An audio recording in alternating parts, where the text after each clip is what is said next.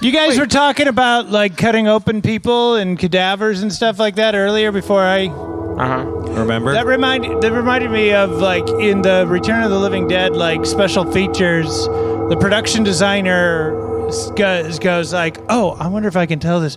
So we went, Dan O'Bannon and I, we went to several funeral homes in Southern California where we were shooting for research to see what they look like on the inside, the morgues and the funeral homes. And every single time as we were leaving, somebody would run out to the parking lot and go, they're fucking them. They're fucking the bodies every night. Every night they're fucking them.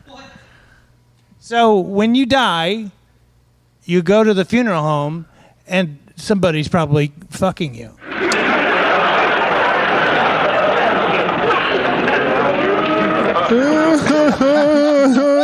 I have necrophilia questions. Okay. Shoot. And they're not based on shaming anyone because although it's hold your head up high if you fuck dead people. Necrophilia is a tricky area because the safe, easy rule is don't kink shame people. But if your kink has no victim, it's a tough area. Necrophilia, a dead person has not consented. They have loved ones. I don't know. Vandalism. Like it's also like though you're also trusting the person. If you're fucking a corpse in a funeral home, I would that's unprofessional. If nothing else, we don't have to go into unethical. We could just call it unprofessional. It's like if I fucked the director's cut of Community in the edit bay. It's like, well, I don't know if he's doing anything bad. I just know that he should be working on the show. Yeah, right. that's a good. So apart from that, so I'm not judging if you're listening and you have necrophilia-esque urges. It. Look, I got mannequin legs in my home. I go, etc. If you listen to the podcast, I have parasexual tendencies. So what does parasexual mean? Just anything other than what it sounds like. Like it's like there's two of them. You do it jumping out of an airplane behind enemy lines. It's not like a pussy, but it's sexual to you. Like it's like a fake mannequin. Paraphilic? Is that what it is? Yeah. I don't know. It's just like paranormal, anything. A mannequin leg isn't a pussy or a boob. Exactly. Like a foot isn't. If you have a foot fetish, you're under the umbrella of paraphilic, which. When you start to, it's like the end of Revenge of the Nerds. Everyone who's a nerd, come down here. If you're a nerd for any tiny reason and you're all under 1/10, then everyone is. We all, like, what is normal sexuality? That's what the Kinsey studies were, the most useful at, is going like, look, we're all kinked, like hair. What follicle is perfectly circular? So, anyways, my question to people who are necrophiles, or rather, not my question to them, my question about necrophilia is, how does that work? Is it because aren't they like what they're cold and it's like we tend to leap to, they're putting their penis in a dead Grandma's vagina. Mouth. Oh, yeah. Which then we go, well, logistically, that doesn't make any sense to me, right? That doesn't make any sense. But you masturbate with a mannequin leg, isn't right? That Well, that's cool? what I'm saying. Like, is necrophilia? Is it necrophilia if you're like working at a mortuary and you're like, well, this person died very attractive. Now their blood is pooling on the underside, but and their joints are kind of stiff, but. A foot's a foot, and I'm going to rub my dick on the sole of the foot until I think that come. counts. Is that necrophilia? Here's a question. That can I ask a question to you? Mm-hmm. All right. So, I'm a mortician, and I like to fuck dead people. Okay. So win-win right there. Right. Everybody's a winner. Just like Den Master, priest, all these occupations. Just go follow the heat. Right. Exactly. So follow the money. Somebody brings in when they bring in a dead body, and I've decided I'm gonna fuck this one today. So Okay. I'm gonna fuck. You're seeing it when they bring it in. Yeah, you're like yeah. I think from I can across deal the with room. this. Like, yeah. Okay. Yeah. Perfect. Boing. Ding. It's great. But my job is really not to fuck the dead people. The job is can you make this presentable for us tomorrow? The customer is saying that. The customer is like, can you please take this and make this look more sleeping than dead. Right. Like alive, but we Can you know make our loved one look beautiful? Yeah, can you do that? So, my question is, do they fuck it before or after? Do they like go, You have because better necrophilia questions than I do. Because I'm like, if it's all, because the blood pooling is what made me go, you're right. I say you do both, and that way, true. like you It's like go like like, oh wow, you grandma, you clean up nice, and then you start Well, here's an important question.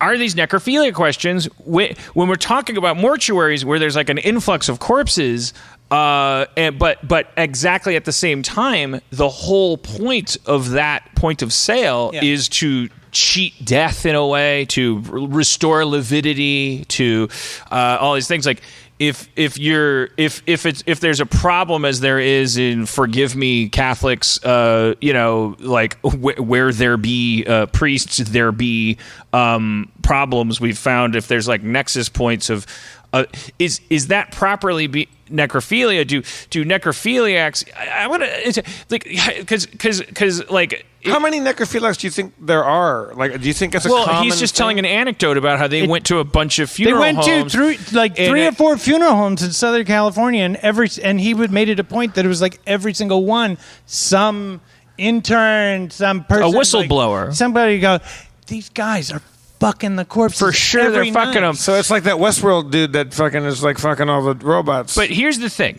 how I'm not forgiving that behavior. I'm calling it unprofessional. At the very least. But I'm not. But I'm wondering though. That's what I would say if I caught him in the act. I want to understand what genuine necrophilia is, and if there's a distinction between that and someone who, for instance, if Jeffrey Dahmer.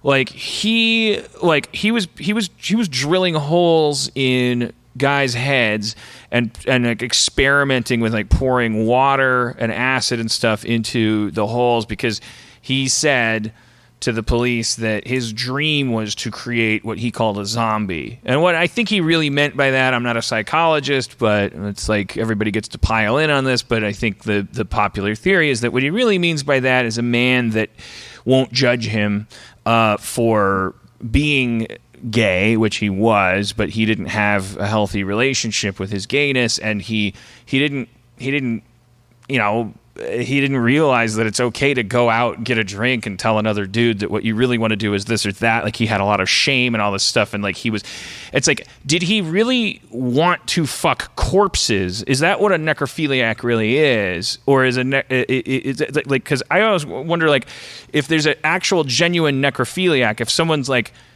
I love rotting flesh, I love dead people, I'm turned on by the idea of a dead person.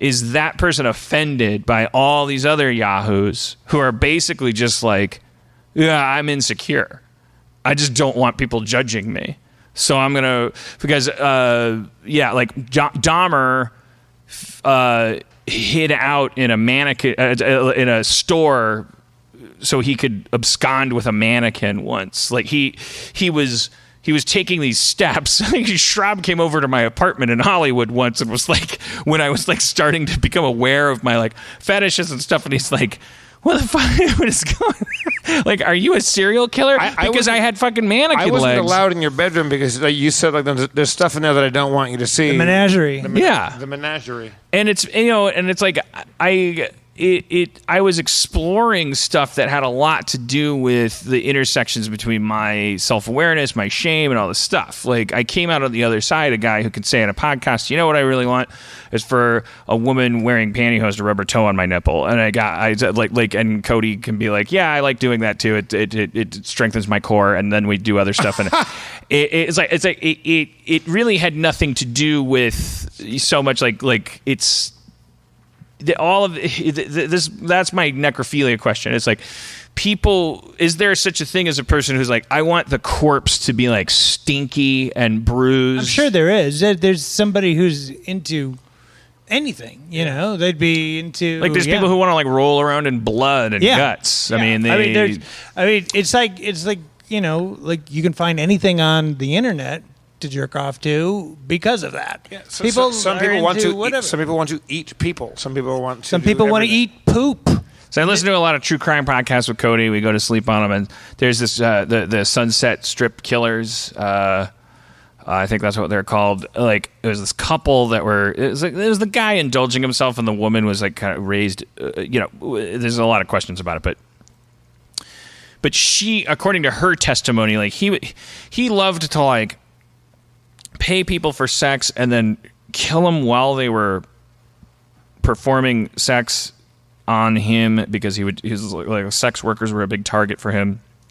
But then he would, according to her, he would do shit like he took a person's head into the shower with him, and he fucked the head, and the cops said that they found semen in the decapitated head's throat, and but then the guy who, like, they have him recorded and like giving his like deposition and stuff, and he's going like, what do you think I did? I put a head in a freezer, and I took a frozen head. Have you ever heard of rigor mortis? Like, what do I like? What? And then I'm gonna take that in the shower, and then I'm gonna put my dick in. And he's like, he sounds like a completely rational person, going like, yeah, what do you mean I fucked a decapitated head? That doesn't make any sense. But he probably did. But he has another lobe of his brain going like, that's crazy. Why would that give you a hard on? Why would you be able to? It's another thing to be able to achieve orgasm too. Like, that's imagine how being turned on that much by the idea that the head is dead, not the idea that the head's going to do whatever you want because it's no longer judging you. I feel like that's a different. It's a power thing. So, well, no, I'm talking like. Well, yeah, I think for a large amount of people under a larger umbrella, we like it's a more quote unquote mainstream thing to have fantasies about loss of control and about controlling others, because we carry a lot of shame into sex.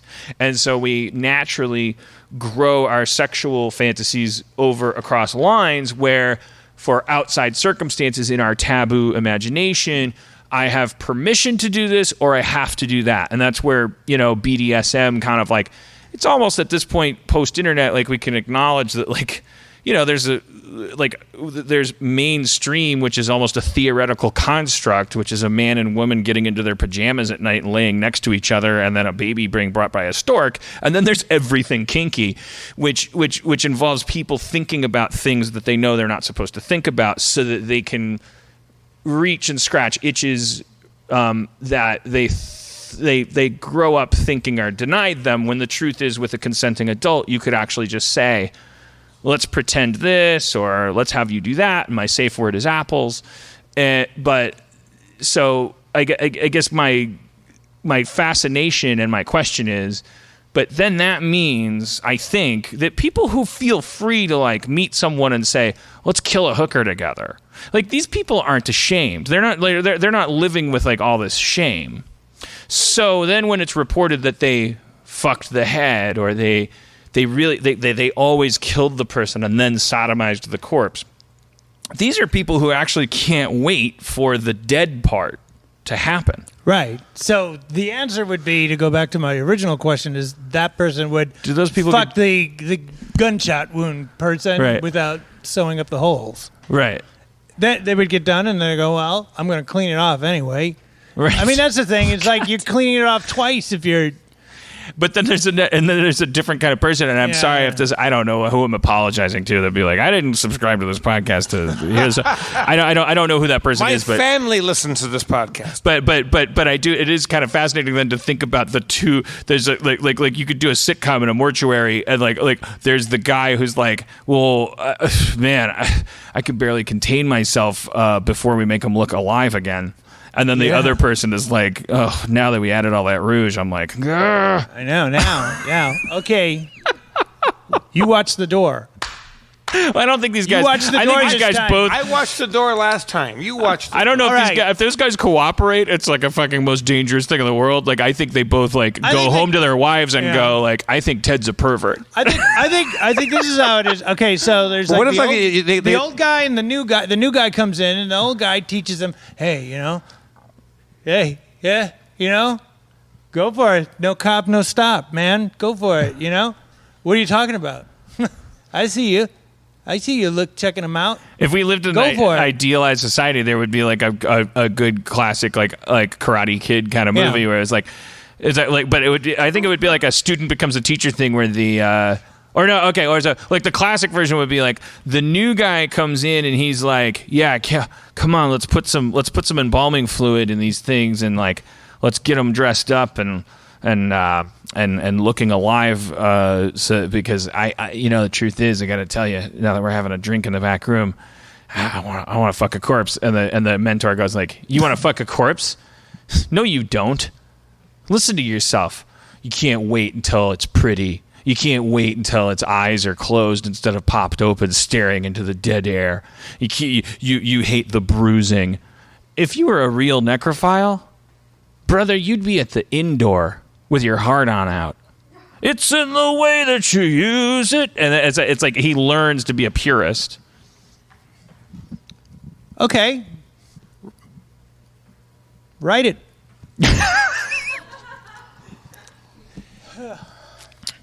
Yeah, the necrophiliacs. This show's brought to you by Reebok.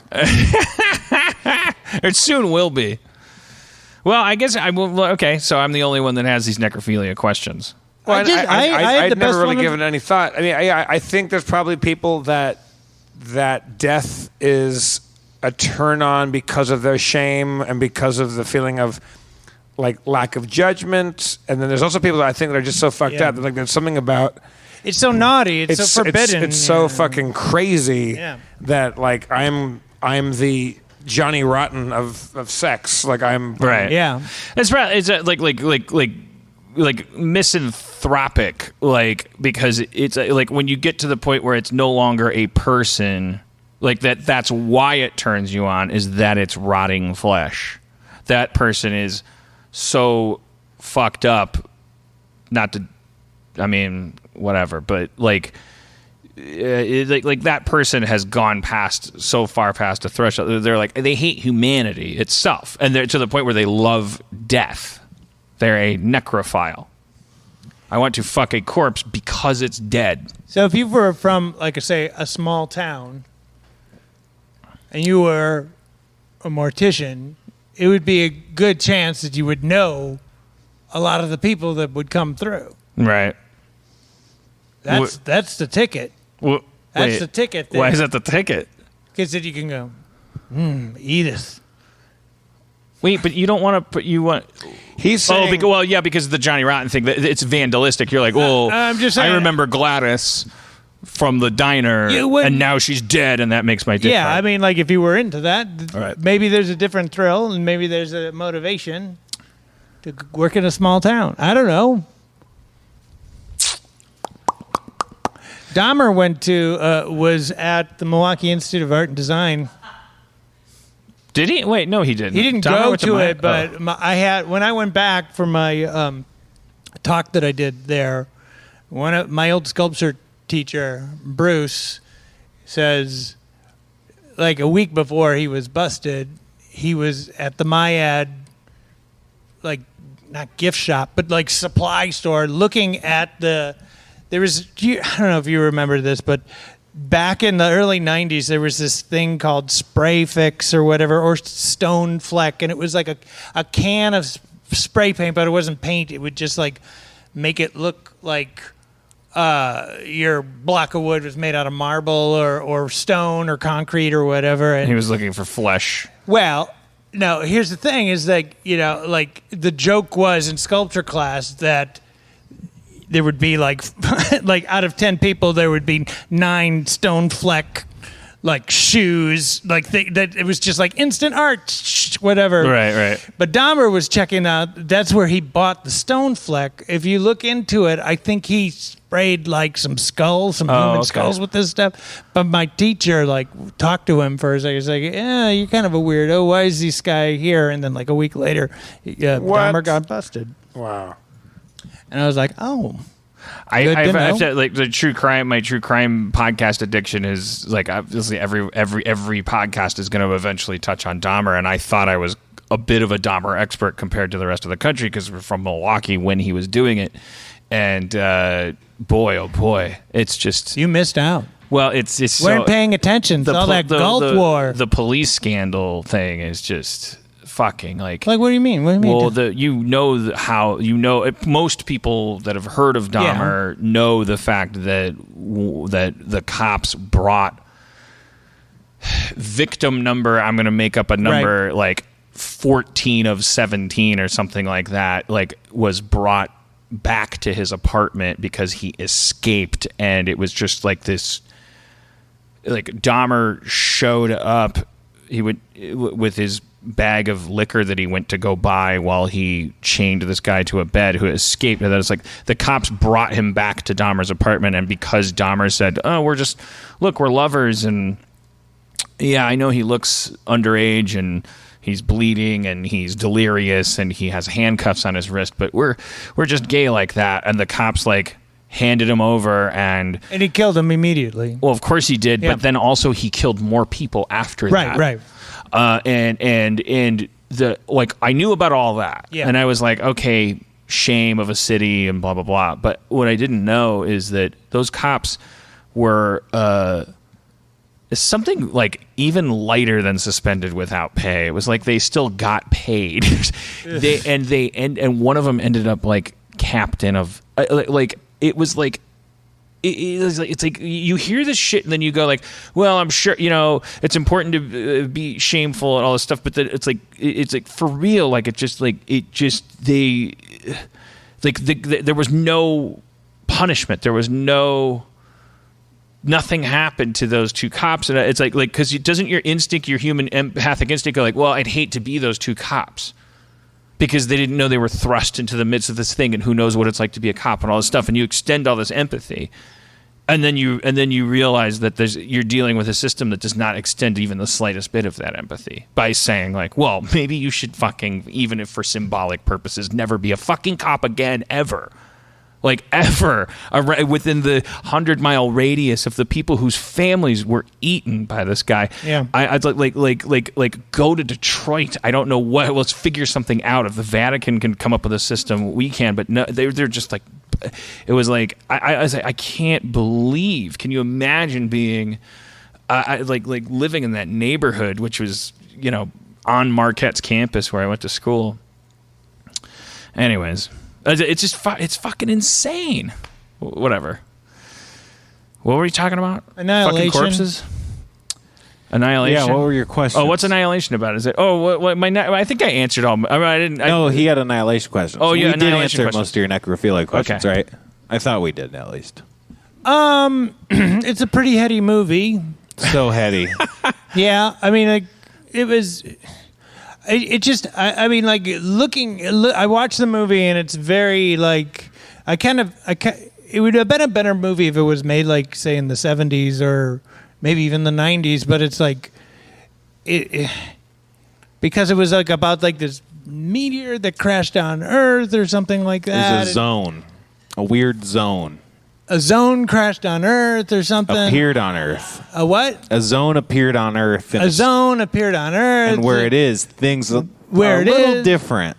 And then like the prism effect not only reflected light or refracted light, but it also refracted feelings and DNA and stuff like that. And it got kind of weird, and it's a weird pacing thing, but yeah, I don't know. If you haven't seen it, we can't really talk about it. Well, I can't wait to check it out. Are there corpses in it? Oh, there's a corpse, but there's a bit of surprise with it. Are they hot corpses? Jeff. Oh, one of them is. But that, a bit more than that, spoilers, I think. One of it's really rotten.